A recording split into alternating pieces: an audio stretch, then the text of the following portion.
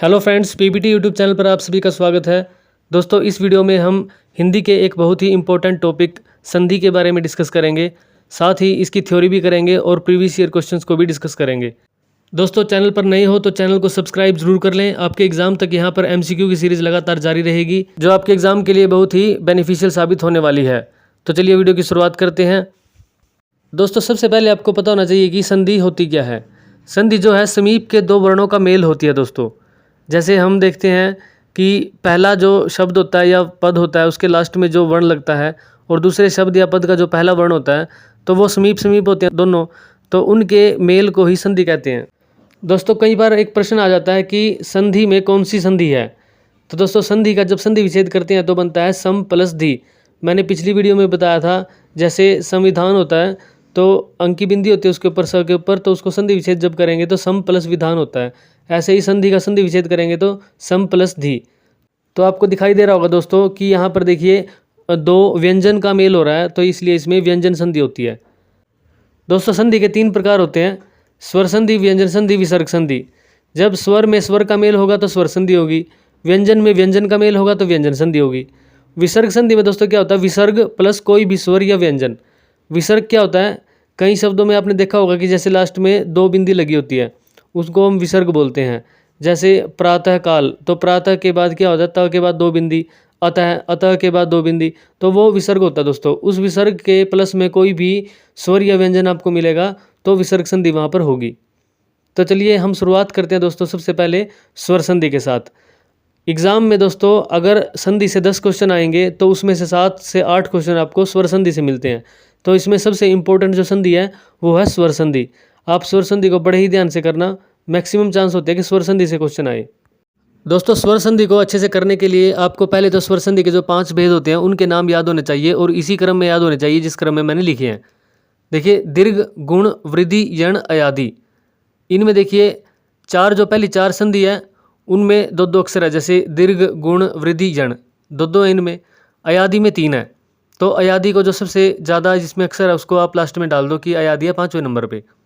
फिर देखिए जिसमें अणय है यानी कि गुण और यण, तो गुण क्या है, गुण और यण को अणय वाले को दो आप स्थान, दूसरा और चौथा। तो गुण आ गया दूसरे पे, यण आ गया चौथे पे। अब ये कैसे पता चलेगा कि दूसरे पे कौन सा है चौथे पे कौन सा है, तो जब आप वर्णों को बोलेंगे तो ग क्या होगा, वो पहले पे आएगा और य होगा वो बाद में आता है। तो इसलिए गुण का स्थान मिलेगा दूसरा और यण को स्थान मिलेगा चौथा। रह गए दीर्घ और वृद्धि। तो दीर्घ दोस्तों, दीर्घ क्या होता है, बड़ी मात्रा जिसमें लगते हैं उसको दीर्घ संधि बोलते हैं। जैसे आ का डंडा लग गया, बड़ी ई की मात्रा लग गई, बड़ी ऊ की मात्रा लग गई, तो यानी कि बड़ी मात्रा। तो दीर्घ को पहले पे रखो, फिर गुण, फिर वृद्धि, फिर यण, फिर अयादि। आप कैसे भी रखो, जैसे मैंने बताया, या तो वैसे याद रख लो या फिर अपनी मर्जी से याद रख लो। कैसे भी आपको ये 5 नाम याद होने चाहिए, तभी आपको स्वर संधि अच्छे से याद होगी। दोस्तों, जो हमने अभी किया है उस पर बेस्ड प्रीवियस ईयर में एक क्वेश्चन आया था। देखिए, दो समीप वर्णों के मेल से होने वाले परिवर्तन को डैश कहते हैं।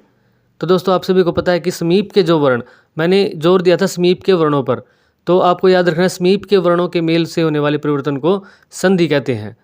साथ में ये भी याद रख लेना कि संधि में कौन सी संधि है, सम प्लस धी यानी व्यंजन संधि।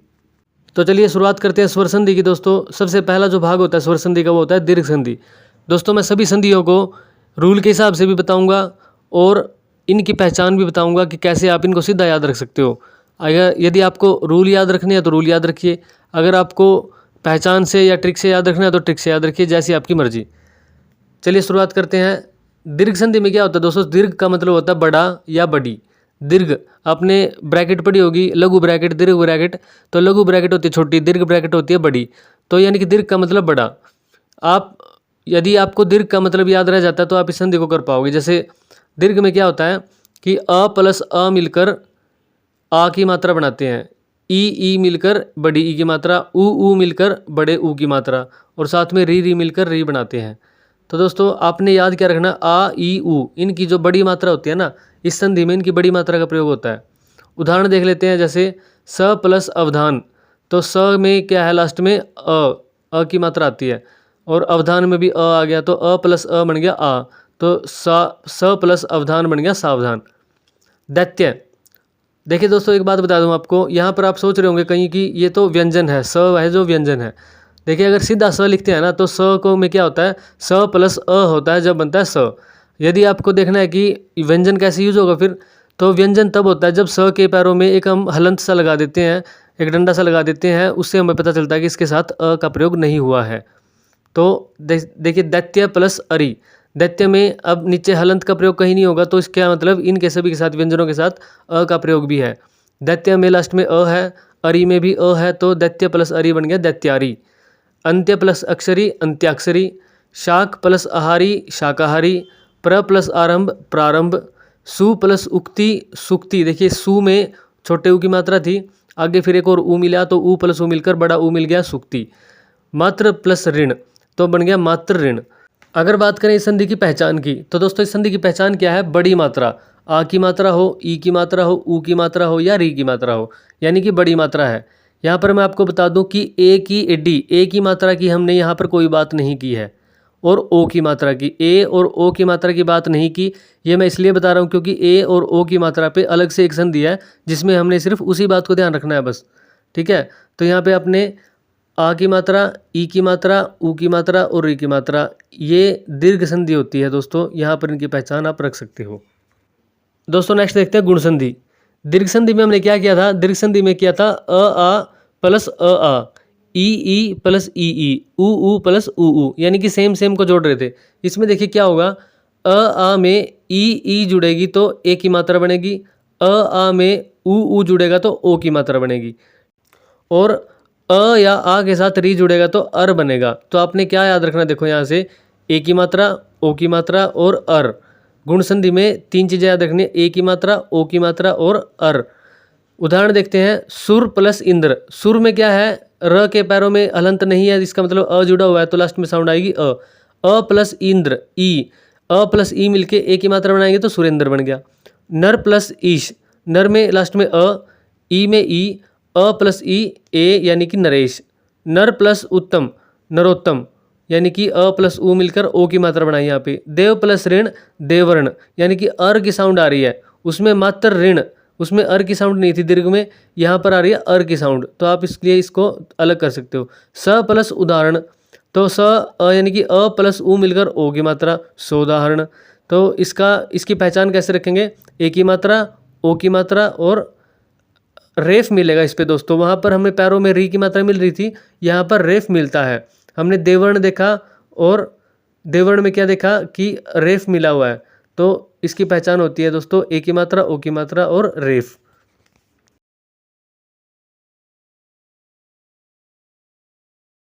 नेक्स्ट जो संधि है वो है वृद्धि संधि। दोस्तों वृद्धि का मतलब आपको पता है बढ़ना।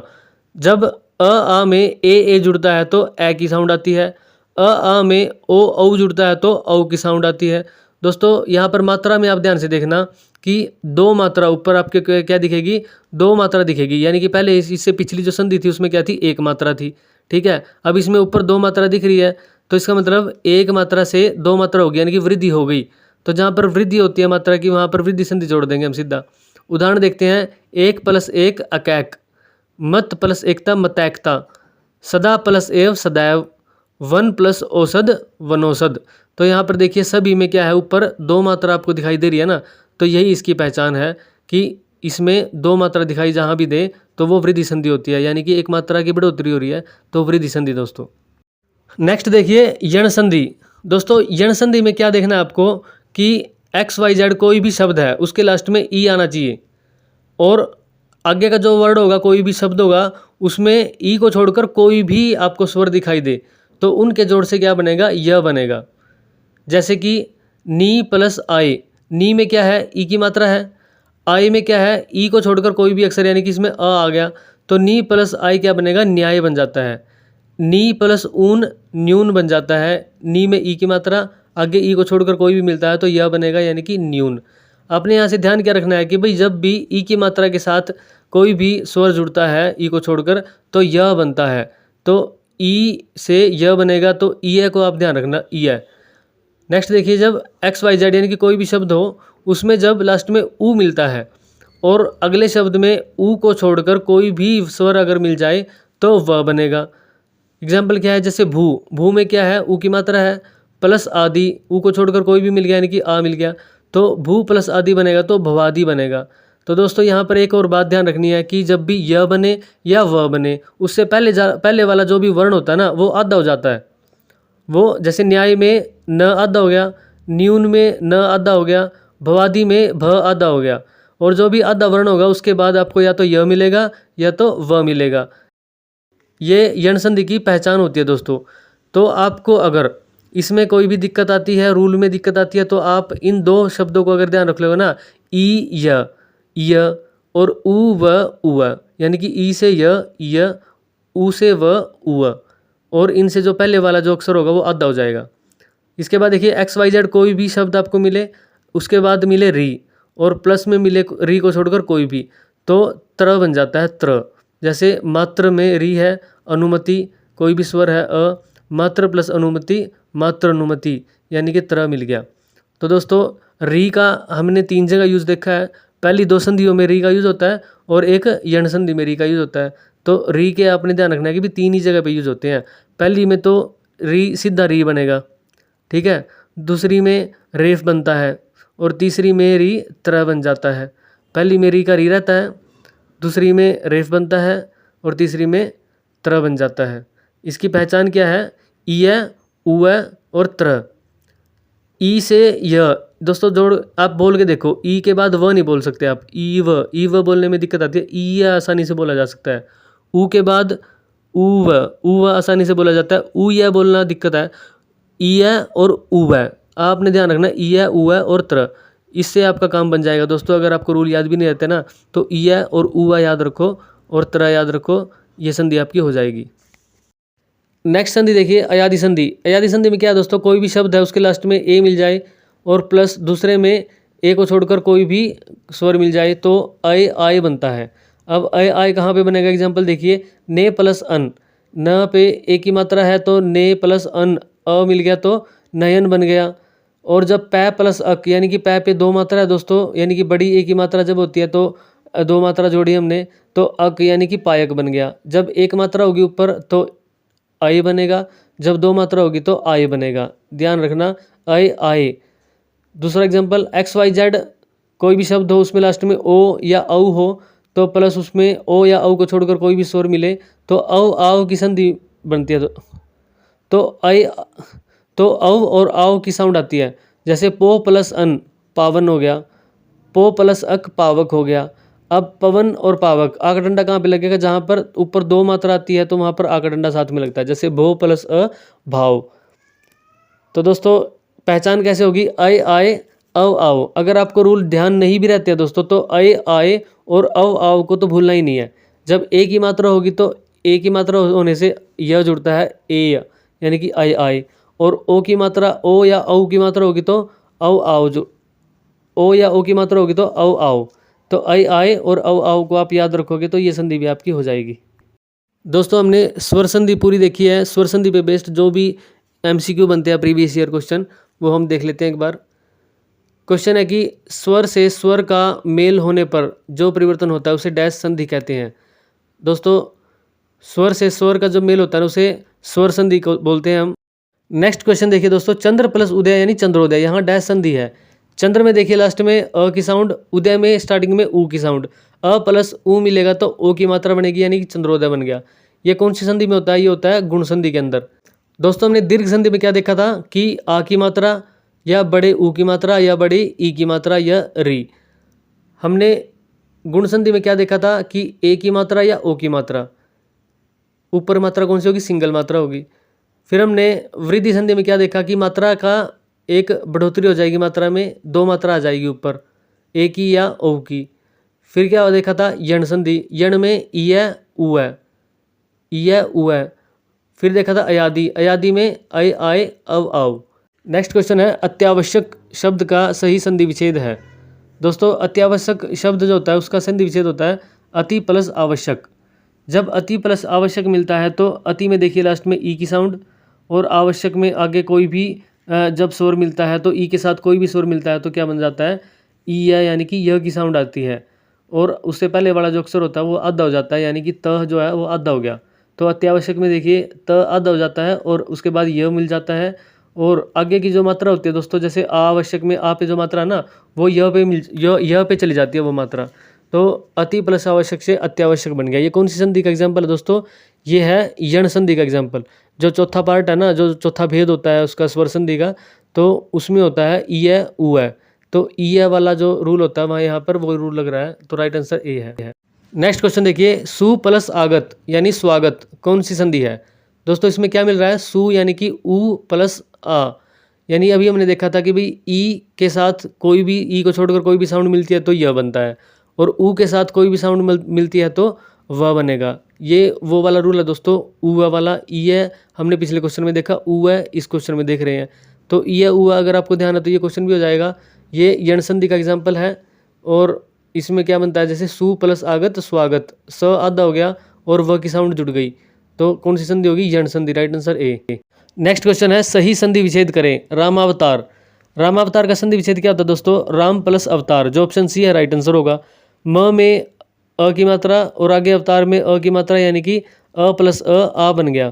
ये जो दीर्घ संधि होती है ना दोस्तों, दीर्घ संधि में जो हम बोलते हैं कि अ आ के साथ अ आ मिलता है तो आ की मात्रा आएगी। तो आ की मात्रा कहाँ पे आ रही है? रामावतार में। Right answer C. Next question है, गायक शब्द में प्रयुक्त प्रत्यय है। दोस्तों आप सोचोगे कि ये उपसर्ग प्रत्यय का क्वेश्चन है, लेकिन यहाँ पर ये संधि का क्वेश्चन भी बनता है। कैसे? कि गायक जो शब्द है ना, उसमें अयादि संधि होती है। मैंने आपको बताया था अय आय अव आव जो है वो अयादि संधि में आता है। तो गायक में क्या आ रहा है? गायक यानी कि आय आ रहा है, तो आय अयादि संधि में आता है। तो यहाँ पर गायक में कौन सा प्रत्यय हुआ? अक प्रत्यय हुआ, ऑप्शन बी राइट आंसर होगा। और गायक में संधि कौन सी हुई? अयादि संधि हुई। अय आय अव आओ, आप ध्यान रखना। अगर इसका संधि विच्छेद करेंगे तो कैसे बनेगा? यानी कि गै, गै के ऊपर दो मात्राएं और प्लस अक, तो गै प्लस दो मात्राएं होंगी तो आगा डंडा बन जाता है। जब संधि को मिलाते हैं तो गायक बन जाता है। नेक्स्ट क्वेश्चन देखिए, सदैव का संधि विच्छेद करें। दोस्तों सदैव का संधि विच्छेद देखिए, ऊपर क्या है? दो मात्राएं दिखाई दे रही है। मैंने बताया था दो मात्राएं कहाँ पर दिखाई देगी आपको? दो मात्राएं दिखाई देगी वृद्धि संधि के अंदर, यानी कि एक मात्रा की जिसमें वृद्धि हो जाती है तो वृद्धि संधि होती है। तो इसका जो संधि विच्छेद होगा वो क्या होगा? सदा प्लस एव, सदा प्लस एव से बनेगा सदैव। ऑप्शन बी इसका राइट आंसर होगा। नेक्स्ट क्वेश्चन देखिए, डैश संधि वहाँ होती है जहाँ ए या ए का किसी भिन्न स्वर से मेल होने पर क्रमशः अय आय हो जाता है, तथा ओ औ का मेल किसी भिन्न स्वर से होने पर क्रमशः अव आव हो जाता है। तो दोस्तों मैंने तो आपको सीधा सीधा बता रखा है कि अय आय अव आव जहाँ भी मिले अयादि संधि है, इसीलिए मैंने बताया था कि क्वेश्चन ऐसे भी आ जाता है। तो ऑप्शन सी राइट आंसर होगा, अयादि संधि। नेक्स्ट जो संधि पढ़ेंगे वो पढ़ेंगे विसर्ग संधि। विसर्ग संधि में क्या होता है? विसर्ग प्लस कोई भी स्वर या व्यंजन का मेल होता है। दोस्तों सबसे जो कम क्वेश्चन पूछे जाते हैं ना एग्जाम के अंदर, वो पूछे जाते हैं विसर्ग संधि से। सबसे ज़्यादा स्वर संधि से क्वेश्चन आते हैं, दूसरे नंबर पर व्यंजन संधि से क्वेश्चन आते हैं, और सबसे कम क्वेश्चन आते हैं विसर्ग संधि से। तो विसर्ग संधि के कुछ एग्जाम्पल मैंने यहाँ पर लिख रखे हैं दोस्तों, अगर चांस हुए तो इन्हीं में से कोई क्वेश्चन आ जाएगा आपका। जैसे देखिए, नी के बाद जो दो बिंदियाँ हैं उनको विसर्ग बोलते हैं, यानी कि नी प्लस च बन जाता है निश्चय। आप जितने भी एग्जाम्पल मैंने दिया ना इनको तो जरूर याद रख लेना कि नी प्लस च निश्चय होता है। आधा श यानी कि 21 वाला जो आधा श जुड़ गया। फिर देखिए दुशासन, दुशासन में भी क्या जुड़ गया? 21 वाला श जुड़ गया आधा। फिर निष्कलंक, नी प्लस कलंक में कौन सा जुड़ गया? पेट पटासे वाला आधा स जुड़ गया। धनुष टंकार में भी पेट पटासे वाला आधा स जुड़ जाता है। फिर देखिए निस्तारण, निस्तारण में जो सिंपल स होता है वो आधा जुड़ता है। नमा प्लस ते नमस्ते, उसमें भी आधा स जुड़ गया। तो ये जो 6 हमने संधि करी है पहली, निश्चय, दुशासन, निष्कलंक, धनुष्टंकार, निस्तारण या नमस्ते, इनमें आधे स जुड़ते हैं दोस्तों। फिर देखिए नी प्लस अक्षर यानी निरक्षर, यहाँ पे र जुड़ जाता है। चतुर्भुज में चतु प्लस भुज चतुर्भुज, इसमें भी र जुड़ गया। नी प्लस जन निर्जन और नी प्लस गुण निर्गुण, इनमें आधे र जुड़ जाते हैं दोस्तों। निरीक्षण में पूरा र है और आगे आधे र जुड़ रहे हैं। तो यहाँ पर देखिए इसमें भी विसर्ग संधि है इनमें। इस विसर्ग संधि में और क्या हो सकता है? जैसे तप प्लस बल तपोबल, ओ की मात्रा भी जुड़ सकती है। तप प्लस बल तपोबल। यश प्लस धरा यशोधरा। सर प्लस ज सरोज, ये तीनों आपने याद रखने हैं एग्जाम्पल कि ओ की मात्रा भी जुड़ सकती है। और अतः प्लस एव अतएव। तो दोस्तों ये है विसर्ग संधि। इनके एग्जाम्पल से ही आप विसर्ग संधि को ध्यान रखोगे कि आधा श भी जुड़ सकता है, र भी जुड़ सकता है और ओ की मात्रा भी जा सकती है। इसका एग्जाम्पल देखते हैं दोस्तों। देखिए क्वेश्चन क्या है प्रीवियस ईयर का। मनः प्लस रथ, मैंने आपको बताया था कि ओ की मात्रा जुड़ सकती है। मन प्लस रथ में क्या होता है, मनोरथ बनता है।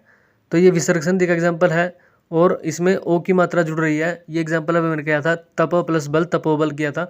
ऐसे ही मन प्लस रथ मनोरथ हो जाता है। राइट आंसर है सी। नेक्स्ट एक क्वेश्चन आया था प्रीवियस ईयर क्वेश्चन में, डैश ध्वनि का उच्चारण ह के समान होता है तथा इसे स्वर से परे दो बिंदियों के रूप में लगाया जाता है।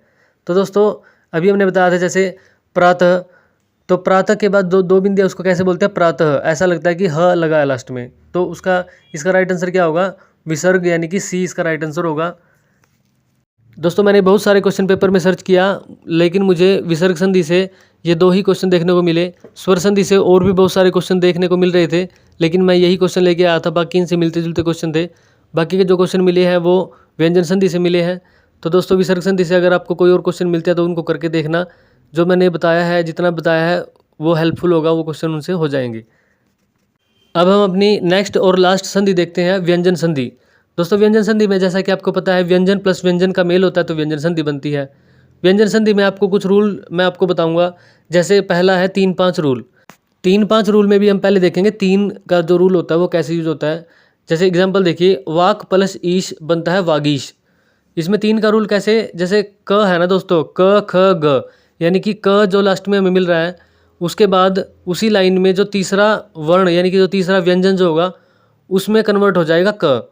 जैसे वाक प्लस ईश बन गया वागीश। फिर दिक प्लस अंबर, यानी कि क जो है वो उसकी उसी लाइन के तीसरे अक्षर में, क ख ग, दिगंबर में चेंज हो गया। दिक प्लस अंबर बन गया दिगंबर। अच प्लस अंत, च छ ज, तीसरा अक्षर होता है ज, तो अच प्लस अंत हो गया अजंत। षट प्लस यंत्र, ट ठ ड, षड्यंत्र बन गया। सत प्लस आचार बन गया सदाचार, त थ द। तो यहाँ पर दोस्तों 3-5 में से जो 3 रूल है वो यहाँ लग गया।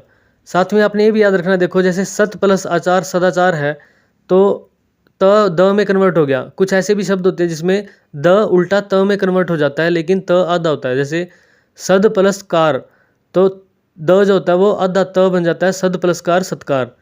तद प्लस सम तत्सम, तद प्लस पुरुष तत्पुरुष। तो इन 3 एग्जाम्पल को भी याद रखना। ये अपवाद लगा लो या फिर ये इनके साथ ही याद हो सकते हैं। त को जब द में चेंज करते हैं ना, तो द को त में कैसे चेंज होगा उसी को आप एक साथ देखोगे तो भी आपके याद होंगे। दोस्तों 3-5 रूल में 3 रूल हमने देखा, अब देखते हैं 5 रूल क्या होता है। जैसे कुछ एग्जाम्पल है, वाक प्लस में बनता है वणम्य। तो वणम्य में क्या होता है दोस्तों, क जो है वो उसी लाइन के 5वें अक्षर में चेंज हो जाता है। जैसे षट प्लस मास षणमास, ट जो है वो उसी लास्ट के 5वें अक्षर में, यानी कि ट की जो 5वां अक्षर होता है वर्ण होता है, तो षणमास। उत प्लस नति तो बन जाता है उन्नति। त का जो 5वां अक्षर त की लाइन में क्या होता है, त थ द ध न, यानी कि 5वें अक्षर न में चेंज हो गया, उन्नति। और दोस्तों ये इसमें क्या आ रही, सारे के सारे जो 5वें अक्षर चेंज हो रहे हैं ना वो आधे हैं सारे। स्टार्टिंग में देखिए वणम्य में भी जो नीचे अलंत लगा हुआ इसका मतलब होता है ये आधा है। षणमास में अण आधा है, उन्नति में न आधा है, जगन्नाथ में न आधा है। सत प्लस मार्ग यानी सन्मार्ग, त के लास्ट में लाइन में क्या आता है, न आता है, तो न आधा हो गया। अपम्य यानी कि अम्य, प की लाइन में प फ भ भ म होता है, तो लास्ट में जो म आया है वो आधा हो गया। तो यहाँ पर 5 रूल लगता है दोस्तों। 3-5 रूल मैंने बताया, पहली स्लाइड में था 3 रूल, इसमें है 5 रूल। तो 3-5 रूल को आप याद रखोगे। कुछ अक्षर होते हैं जो तीसरे अक्षर में चेंज हो जाते हैं, कुछ होते हैं 5वें में चेंज हो जाते हैं। तो इन दोनों को आप याद रखोगे तो आपका ये क्वेश्चन बन सकता है। व्यंजन संधि के कुछ और रूल देखते हैं दोस्तों। जैसे देखिए सम प्लस धी यानी संधि। अब यहाँ पे क्या होता है कि जब भी स के ऊपर अंकी बिंदी आपको दिखाई दे तो उसको तोड़ते हैं तो सम अलग निकल जाता है, बाकी का जो बचा हुआ वो अलग निकल जाता है। जैसे सम प्लस लग्न यानी कि संलग्न जो होता है उसमें सम अलग और लग्न अलग। संहार में सम प्लस हार होता है। संसद में सम प्लस सद संसद होता है। संस्करण में सम प्लस करण होता है संस्करण। सम प्लस चालन यानी संचालन। सम प्लस न्यासी यानी सन्यासी। अब यहाँ पे सन्यासी को तो बड़े ध्यान से देख लेना दोस्तों। सम प्लस न्यासी, आधा नय भी है और स के ऊपर अंकी बिंदी भी है। आप यहाँ पे एक चीज़ और देखिए, जैसे संसद होता है दोस्तों। संसद जब हम बोलते हैं ना तो हमें बीच वाला जो स है उसके साथ अंकी बिंदी की साउंड दिखाई देती है, सुनाई देती है। तो ये इसका क्या रूल होता है कि जिस भी अक्षर के साथ हमें अंकी बिंदी की साउंड सुनाई दे तो अंकी बिंदी का यूज़ कहाँ होगा, उस अक्षर से पहले अक्षर पे। जैसे संसद में पहले स पे यूज है अंकी बिंदी का, लेकिन साउंड यूज होगी दूसरे वाले स के साथ। संधि ऐसा लगता है कि ध के ऊपर अंकी बिंदी है लेकिन लगानी है स के ऊपर। दूसरा एग्जाम्पल और देखिए, जैसे धनम प्लस जय, धनंजय, ऐसा लगता है जैसे ज के साथ अंकी बिंदी की साउंड है लेकिन लगती है वो न के ऊपर। धनम प्लस जय, धनंजय। खम प्लस ड, खंड बनता है दोस्तों। सम प्लस कृति, संस्कृति। अब ऐसा लगता है कि आदेशाय के ऊपर आदेशाय या क के बीच में अंकी बिंदी की साउंड सुनाई दे रही है, संस्कृति। लेकिन क्या कहाँ पे सुनाई देती है वो यूज तो होगी स के ऊपर, पूरे स के ऊपर, सुनाई देगी वो आधे स के ऊपर, इसलिए इसको आप ध्यान रखना। त प्लस ल रूल देखिए दोस्तों, भगवत प्लस लीन यानी कि भगवल्लीन, तत् प्लस लीन यानी तल्लीन, उत प्लस लास उल्लास, उत प्लस लग्न उल्लंघन। जब भी त के साथ ल का मिलन होगा तो क्या बनेगा, ल आधा भी आएगा और पूरा भी आएगा। तो यह है त प्लस ल रूल। कुछ एग्जाम्पल देखिए दोस्तों जिनमें न को अणा में चेंज कर देते हैं, जैसे प्र प्लस न प्रण, प्रसार प्लस न प्रसारण, परि प्लस नाम परिणाम, पर प्लस मान प्रमाण, रि प्लस न ऋण, राम प्लस अयन रामायण। दोस्तों यहाँ पर देखिए न को अणा में चेंज कर रखा है इन सभी एग्जाम्पल्स में। आप इन सभी एग्जाम्पल को डायरेक्ट याद रख सकते हो। राम प्लस अयन से रामायण बन गया। रामायण दोस्तों क्या है, ये यहाँ पर व्यंजन संधि का भी इसमें उदाहरण दे रखा है और वैसे ये दीर्घ संधि में भी आता है। जैसे राम म अ प्लस अ मिलकर रामायण बन गया, तो यहाँ पर ये दो जगह पर उदाहरण दिया जाता है। एक तो दीर्घ संधि में कि बड़े आ की मात्रा, और एक न से अण बन गया, इसलिए यहाँ पर व्यंजन संधि में भी इसका एग्जाम्पल दिया जाता है। कुछ शब्द देखिए दोस्तों जिनमें स को श यानी पेट पटासा स में चेंज करते हैं, जैसे वी प्लस साध विषाद, अनु प्लस संग अनुषंग, वी प्लस सम अनुशम, सु प्लस सुप्त सुषुप्त, अभि प्लस शेक अभिषेक। यहाँ पर क्या हो रहा है दोस्तों, जहाँ पर आपको पेट पटासा स मिलेगा संधि के अंदर, तो वह पेट पटासा स कौन से स से मिलता है, सिंपल स से बनता है वो, ठीक है। तो यहाँ पर भी व्यंजन संधि होती है। नेक्स्ट कुछ एग्जाम्पल देखिए दोस्तों, ये इस संधि के लास्ट एग्जाम्पल मैं करवा रहा हूँ। ये इन एग्जाम्पल्स को आप याद रखोगे डायरेक्ट तो अच्छा होगा, क्योंकि इनके अगर रूल में घुस जाओगे तो वो आपको ज़्यादा दिक्कत देंगे। प्रति प्लस था यानी कि प्रतिष्ठा, युधि प्लस स्थिर युधिष्ठर। ये अगर डायरेक्ट आए तो आप इनको डायरेक्ट बता सकते हो। वैसे तो ये देखो आसान सा क्वेश्चन यही बनेगा कि सीधा सीधा व्यंजन संधि पूछेगा इसमें। अगर संधि विच्छेद पूछ ले तो उसके लिए मैं ये दे रहा हूँ आपको कि प्रति प्लस था प्रतिष्ठा बनेगा, युधि प्लस स्थिर युधिष्ठर, सत प्लस जन सज्जन बनेगा, स्व प्लस छंद स्वच्छंद। देखिए छ के साथ क्या आधे च का यूज, परि प्लस छेद परिच्छेद, छ जहाँ मिलेगा उसके आगे आधे च का यूज आपको देखने को मिलेगा। उत प्लस श्रृंखला उच्च श्रृंखला, यहाँ भी आधे च का यूज हो रहा है। उत प्लस हार उद्धार होता है, पथ प्लस हित पद्धित होता है दोस्तों, ठीक है। दोस्तों जो एग्जाम्पल हमने किए हैं या जो रूल पढ़े हैं उसके बेस्ड हम क्वेश्चन देखते हैं व्यंजन संधि से। क्वेश्चन है कि सदाचार का संधि विच्छेद करें। सदाचार में क्या है दोस्तों, देखिए द का यूज हो रहा है इसमें। 3 रूल, मैंने 3-5 रूल बताया था, तो उसमें तीसरा रूल लगेगा। जो 3 रूल बताया था ना, वो लगेगा कि जो त होता है द में चेंज हो गया। यहाँ पर द सदाचार में क्या द आ रहा है, तो ये कौन सा अक्षर है, तीसरा, यानी कि पहला अक्षर कौन सा आएगा, त आएगा, यानी कि सी ऑप्शन जो है वो सत प्लस आचार से बनेगा सदाचार। नेक्स्ट क्वेश्चन देखिए, उद्घाटन का सही संधि विग्रह है। दोस्तों उद्घाटन का संधि विग्रह होता है उत प्लस घाटन उद्घाटन। मैंने आपको ये 3-5 रूल में बताया था कि 3 रूल जो लगता है वो क्या लगता है कि जो पहला अक्षर होता है लाइन का वो तीसरे अक्षर में चेंज हो जाएगा। अब त क्या होता है, त थ द, तो त द में चेंज हो गया, तो ये कौन सा अक्षर हो गया, तीसरा। तो अब दोस्तों देखिए ऑप्शन ए और ऑप्शन बी में कन्फ्यूज नहीं होना आपने, क्योंकि देखिए उसमें भी उत प्लस घाटन है, उसमें भी उत प्लस घाटन, लेकिन अंतर क्या है कि बी में जो उत लगा हुआ है ना, त के बीच, त के नीचे एक डंडा सा है, जिसका मतलब क्या होता है इसके साथ अ नहीं जुड़ा हुआ। ए ऑप्शन में उत के साथ अ जुड़ा हुआ है, तो अ तो हमने लेना ही नहीं है, क्योंकि व्यंजन संधि में तो स्वर साउंड हम ले नहीं सकते। तो ऑप्शन बी राइट आंसर होगा। नेक्स्ट क्वेश्चन है सच्चिदानंद का सही संधि विग्रह है। दोस्तों ये बहुत सारे एग्जाम में रिपीट होने वाला क्वेश्चन है। सच्चिदानंद का सही संधि विग्रह होता है सत प्लस चित प्लस आनंद। अब कन्फ्यूजन हो सकती है ऑप्शन ए और ऑप्शन बी में। मैंने बता रखा है कि जो ऑप्शन ए में जो सत और चित लगा हुआ है, इनके साथ अ की साउंड भी जुड़ी हुई है, जो कि हमें नहीं चाहिए, क्योंकि व्यंजन संधि में हमें व्यंजन साउंड ही चाहिए, जो कि मिलती है बी ऑप्शन में। ऑप्शन बी राइट आंसर है। नेक्स्ट क्वेश्चन देखिए, संकल्प में कौन सी संधि है। दोस्तों संकल्प में व्यंजन संधि होती है। संकल्प का संधि विच्छेद क्या होता है, सम प्लस कल्प होता है संकल्प। अब हमने देखा था जैसे संधि में सम प्लस धी, संविधान में सम प्लस विधान। तो दोस्तों ये सभी क्या होते हैं, व्यंजन संधि के एग्जाम्पल होते हैं। नेक्स्ट क्वेश्चन देखिए, निम्नलिखित में से कौन सा शब्द व्यंजन संधि से बना है। तो दोस्तों व्यंजन संधि से कौन सा शब्द बना है इसमें? उद्धार, यानी कि उत प्लस हार। अभी हमने एग्जाम्पल पढ़ा था, उत प्लस हार से क्या बनता है? उद्धार बनता है। प्रत्येक, महर्षि और पवन, ये तीनों ही स्वर संधि के एग्जाम्पल है दोस्तों। नेक्स्ट क्वेश्चन है, अयादि संधि का उदाहरण नहीं है। तो दोस्तों अयादि संधि का इनमें से कौन सा उदाहरण नहीं है? ऑप्शन बी, उच्छ्वास। जो उत प्लस श्वास होता है उससे बनता है उच्छ्वास। तो ये अभी हमने किस में पढ़ा था? व्यंजन संधि में पढ़ा था, इसलिए इसमें व्यंजन संधि आती है। ये अयादि संधि का एग्जाम्पल नहीं है दोस्तों। राइट आंसर है बी। नेक्स्ट क्वेश्चन देखिए, उल्लेख का सही संधि विग्रह है। उल्लेख का जो सही संधि विग्रह होता है दोस्तों वो होता है उत प्लस लेख। और उत प्लस लेख भी कौन सी ऑप्शन वाला? सी ऑप्शन वाला, उत्लेख, क्योंकि यहाँ पर हमें व्यंजन साउंड मिलती है दोनों में। तो राइट आंसर होगा सी। ये अभी हमने देखा था, उल्लेख यानी उत प्लस लेख। तो दोस्तों ये था हिंदी का संधि टॉपिक।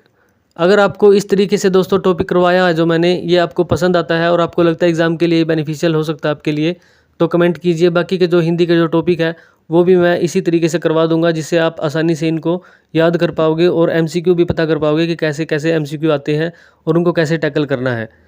दोस्तों चैनल को ज़्यादा से ज़्यादा शेयर कीजिए, सब्सक्राइब कीजिए। यहाँ पर एमसीक्यू की सीरीज़ और टॉपिक की सीरीज़ लगातार जारी रहेगी एग्ज़ाम तक, जो आपके लिए बहुत बेनिफिशियल साबित होने वाली है। मिलते हैं नेक्स्ट वीडियो में। Thank you.